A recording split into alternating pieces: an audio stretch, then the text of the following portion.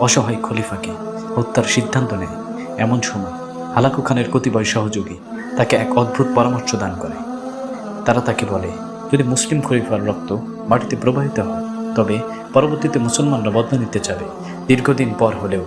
তাই খলিফাকে এমন পন্থায় হত্যা করা হোক, তলোয়ার ব্যবহারের কোনো প্রয়োজন নেই। এটি এক ধরনের প্রতারণা, কারণ মুসলমানরা শুধু খলিফা হত্যার নয়, বরং হালাকু খান ও তার বাহিনী যত মুসলমানকে হত্যা করেছে তাদের প্রতিশোধ অবশ্যই গ্রহণ করবে। চাই যে পন্থায় তাদের হত্যা করা হোক, তবুও হালাকু খান তাদের কথাই কান দেবে। সুবহানাল্লাহ, যেন আল্লাহর অভিপ্রায় এমনই ছিল।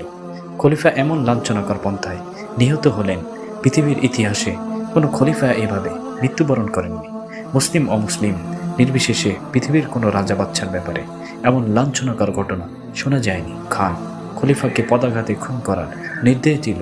কার্যত খলিফাকে মাটিতে শোয়ানো হলো, আর তাতারি বাহিনী খলিফাকে লাথি মারতে শুরু করল। পদাঘাত খলিফাকে মৃত্যুর কোলে পৌঁছে দেয়। আহ, কি ব্যথা, কি লাঞ্ছনা, কি অপমান, অপদস্থতা! শরীর থেকে রূহ পৃথক হওয়া পর্যন্ত তারা তাকে লাথি মারতে থাকে। ইন্না লিল্লাহি ওয়া ইন্না ইলাইহি রাজিউন। শুধু বাগদাদের পতন ঘটেনি,